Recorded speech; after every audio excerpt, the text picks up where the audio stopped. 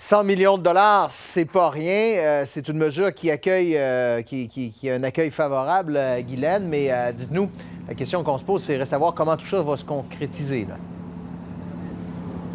Bien, j'ai discuté aujourd'hui, Bruno, avec le directeur de l'organisme communautaire Pêche qui vient en aide aux personnes qui ont des problèmes de santé mentale à Québec, qui d'ailleurs fait des actions sur le terrain, là, 2300 actions avec la police de Québec chaque année sur le terrain, 5 ou 6 interventions chaque jour pour aider ces gens-là.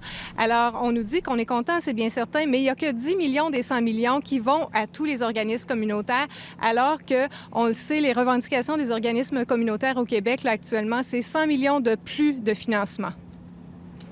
Il nous faut des sous récurrents pour consolider ce genre de services-là. Bon, vous le disiez, nous, on pourrait faire plus d'interventions avec les policiers, sauf que le budget est limité.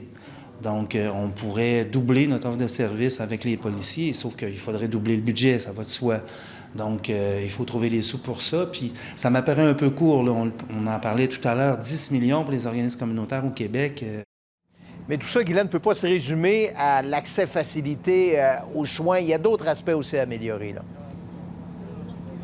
Oui, en discutant avec un psychiatre là, de l'Institut universitaire en santé mentale de Québec, on comprend qu'il y a aussi cette importante discussion qu'on doit mettre en place sur la place publique sur la question de santé mentale. Par exemple, faciliter l'accès des familles au traitement de leurs proches. C'est pas simple actuellement avec les enjeux de confidentialité. La question aussi de traiter les gens qui ne veulent pas être traités. Il y a des mesures en ce moment, mais qui sont difficilement applicables.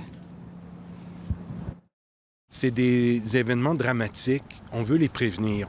On ne peut pas les prévenir à 100 %. Il y a un certain élément d'imprévisibilité.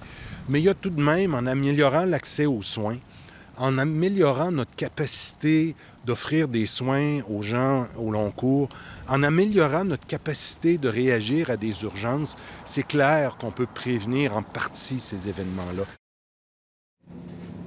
Alors, évidemment, Bruno, ce sont des enjeux complexes. Cette tragédie-là qui est survenue en fin de semaine à Québec, bien, ça permet au moins là, de discuter de tout ça.